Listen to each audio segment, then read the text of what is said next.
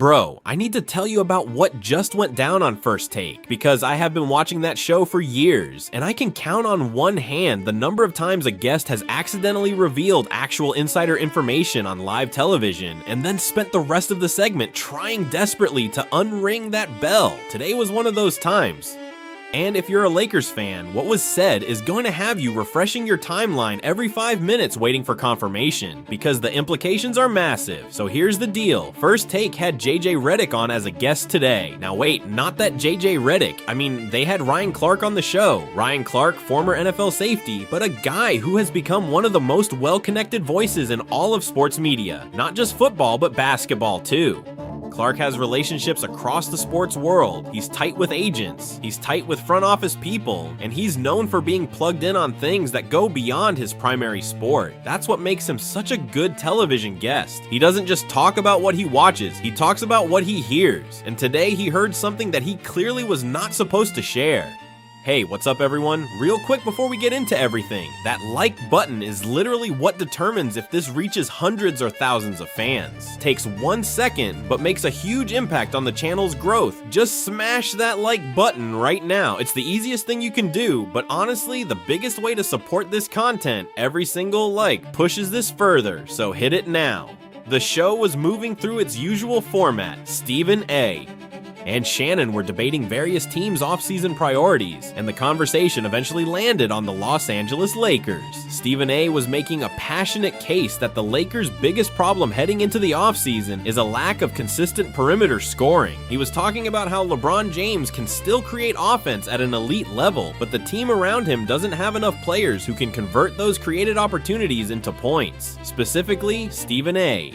was hammering the point that the Lakers need a shooter, a real shooter, someone who can space the floor, knock down threes at a high volume, and give defenses a reason to respect the perimeter so that driving lanes open up for LeBron and the other creators. Shannon was pushing back slightly, arguing that the Lakers' issues go deeper than just shooting and that defense should be the priority, but Stephen A. wasn't budging.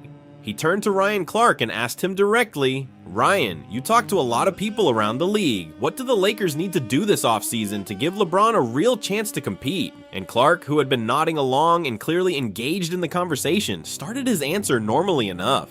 He talked about the Lakers' roster construction, about the need for balance between offense and defense, about how the Western Conference is so loaded that you need elite-level talent at multiple positions to compete. And then, right in the middle of laying out his analysis as casually as if he were telling you what he had for breakfast, Clark said, and from what I'm hearing, that's already being taken care of with Michael Porter Jr. The studio froze. And I mean froze. Stephen A. His eyes went wide, not the performative wide eyes that he does for entertainment, the real ones, the ones where his eyebrows shoot up and his head tilts back slightly because he just heard something he wasn't expecting. Shannon leaned forward in his chair so aggressively that I thought he might fall out of it, and Molly, always the professional, immediately zeroed in and said, "Wait, what are you hearing?" Clark caught himself. You could literally watch the realization wash over his face in real time. He blinked, shifted in his seat, and tried to backpedal. "Oh, I mean, that's just speculation," he said, waving his hand dismissively. You know, there are a lot of names being tossed around this time of year. I'm just saying MPJ fits the profile of what the Lakers need. But bro, it was too late. Way too late. Because he didn't say MPJ fits the profile. He said, from what I'm hearing, that's already being taken care of. Those are two completely different statements. One is analysis, the other is inside information, and everyone in that studio knew the difference. Stephen A. was on it immediately. He leaned toward Clark with that predatory focus he gets when he knows he has someone cornered and said, "Ryan, don't do that. Don't sit here and say, from what I'm hearing, and then try to tell me it's speculation. Those words mean something. You said you're hearing it. That means someone told you something. Who told you? What's happening between the Lakers and Michael Porter Jr.?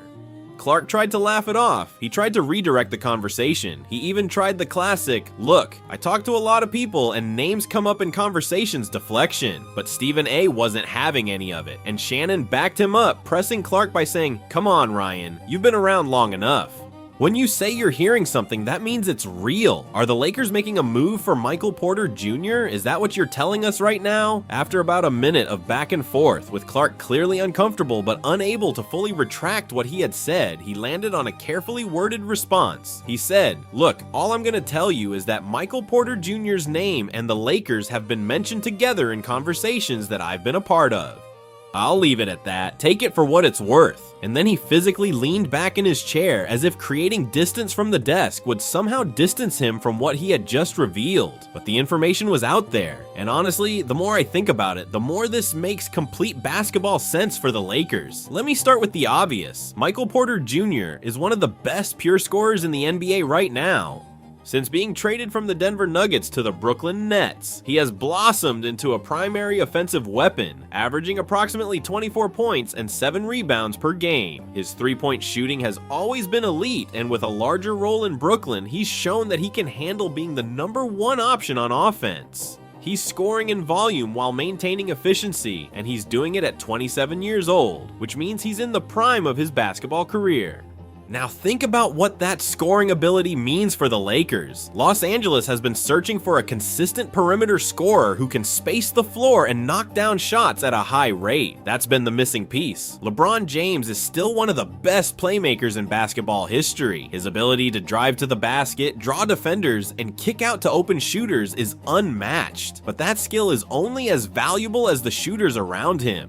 If the guys on the perimeter can't knock down the shots that LeBron creates, the whole offensive system falls apart. Defenses can sag off the shooters, clog the lane, and make life difficult for LeBron. Michael Porter Jr. eliminates that problem entirely. He is the kind of shooter that defenses cannot leave open. Not for a second, not for a fraction of a second. His release is quick, his range is deep, and his ability to catch and shoot off the pass is among the best in the league.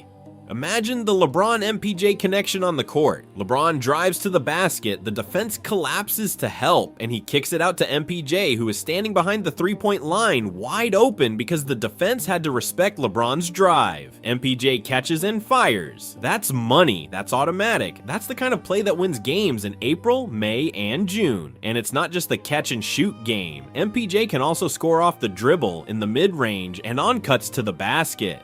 He's a versatile scorer who can get buckets from multiple areas of the floor, and that versatility makes him incredibly valuable in a playoff setting where defenses scheme to take away your primary options. But let me go deeper into the basketball fit because there are layers to this that make it even more compelling. The Lakers' offensive system under JJ Redick has emphasized motion, ball movement, and creating open shots through player movement and screening actions. MPJ thrives in exactly that kind of environment. In Denver, before the trade, he played in a motion-heavy offense where he was constantly moving without the ball, coming off screens, relocating to open spots on the floor, and catching the ball in rhythm for open threes and mid-range jumpers. That's the same kind of offense the Lakers are trying to run. MPJ wouldn't need to adjust his game to fit the Lakers' system. He would slide right in as if the system were designed for him. And then there's the transition game. The Lakers love to push the pace when they get stops, and LeBron is still one of the best transition players in the league. MPJ is a great transition scorer himself, capable of filling the wing on the fast break and finishing at the rim or pulling up for a three in transition. When the Lakers are running, when they're getting out in the open court and creating easy scoring opportunities, having MPJ as one of the runners makes them significantly more dangerous. Now, I need to address the concerns because they're real, and any honest assessment of this potential move has to acknowledge them. First, the injury history. Michael Porter Jr. has dealt with back issues throughout his career. He missed his entire first NBA season recovering from back surgery. He's had other injury-related absences since then. Any team acquiring MPJ has to accept the risk that his health could be an issue at some point. The Lakers would be betting that he stays healthy, and while that bet has gone well recently since he's been productive in Brooklyn, there are no guarantees with a player who has his medical history. Second, the contract. MPJ is in the final year of a deal that pays approximately $40 million. That's a massive number. The Lakers would have to figure out how to make that work under the salary cap, which would likely involve sending out matching salary in a trade. And then there's the question of whether they'd want to extend MPJ long term or if this would be a one-year rental. Given the Lakers' timeline and the need to maximize LeBron's remaining years, a one-year rental that gives them a legitimate chance to compete for a championship might actually be worth it even if MPJ walks in free agency afterward. Shannon made an interesting point about this during the segment. He said that in today's NBA, you sometimes have to accept the risk to get the reward. He compared it to other blockbuster moves throughout NBA history where teams took on players with question marks because the talent was too good to pass up. And he said that Michael Porter Jr., his scoring ability, his shooting, his size at 6'10", and his ability to play multiple positions on the wing make him exactly the kind of player you take a calculated risk on when you're trying to win a championship, and I agree with that. The Lakers are in a unique position. They have LeBron James, who is still playing at an incredibly high level, but who is in the twilight of his career. Every offseason that passes without a championship push is an offseason wasted. The window isn't going to stay open forever, and if the Lakers have an opportunity to add a player like Michael Porter Jr., a player who immediately becomes the best perimeter scorer on the roster, a player who spaces the floor for LeBron like no one else on the team can, a player who gives the offense the scoring punch it's been missing, then they have to seriously consider making that move regardless of the risks involved. From Brooklyn's perspective, this trade makes sense too. The Nets are in rebuild mode. They're accumulating assets and building for the future. MPJ is in the last year of his deal, and if the Nets don't think they can re-sign him or don't want to commit that kind of money to a player who doesn't fit their timeline, trading him now for draft picks and young players is the smart play. They get something of value rather than watching him walk in free agency for nothing. Let me also talk about what MPJ would mean for the Lakers offense beyond just his individual production. When you add a scorer of his caliber to a roster, it creates a cascading effect that elevates everyone around him. Defenses have to account for MPJ on every single possession. They can't leave him open, they can't ignore him, and because they can't ignore him, it creates space and opportunities for everyone else. LeBron gets cleaner driving lanes. The other shooters get more open looks because the defense is rotating to cover MPJ. The entire offensive ecosystem improves because you've added a player who demands defensive attention at all times. Think about the closing lineups in crunch time. The Lakers need reliable scoring in the final minutes of close games. They need guys who can hit shots under pressure, who don't shrink from the moment, who want the ball when the game is on the line. Michael Porter Jr. has shown, especially this season in Brooklyn where he's been the primary option, that he can handle that pressure. He's hit big shots. He's performed in critical moments. He's proven that he can be that guy when the game matters most. For a Lakers team that has sometimes struggled to find reliable scoring in crunch time outside of LeBron, having MPJ as that additional option changes the equation dramatically. I keep coming back to the moment on the show when Clark let it slip. The casualness of the remark, the way he said it as if it were already known information. That tells me this isn't some rumor floating around the fringes of NBA media. This is something that people who are connected to these organizations are already discussing as a real possibility. And when someone as well connected as Ryan Clark mentions it in passing on national television, as if everybody already knows about it, that usually means the conversations are further along than anyone outside the inner circles realizes. Stephen A. closed the segment by saying something that I think captures the significance of this moment. He said, "When Ryan Clark tells you he's hearing something, pay attention. That man doesn't throw around information casually."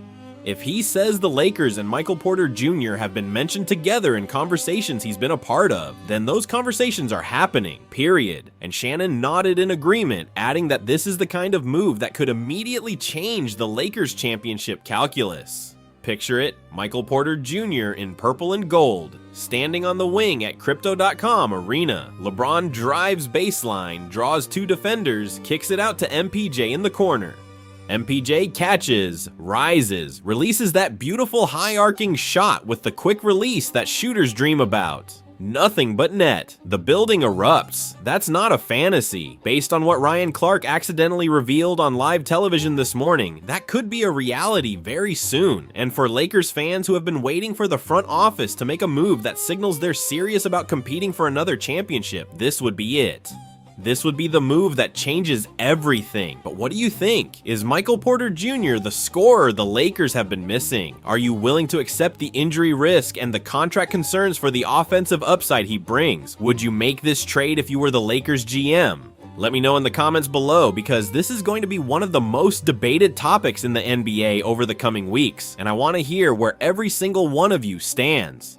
That's going to do it for this one. If you enjoyed it, smash that like button, leave a comment with your take, and subscribe to the channel if you haven't already, because this offseason is about to be absolutely wild, and you're going to want to be here for every update. Until next time, take care of yourselves, your families, and each other. Peace.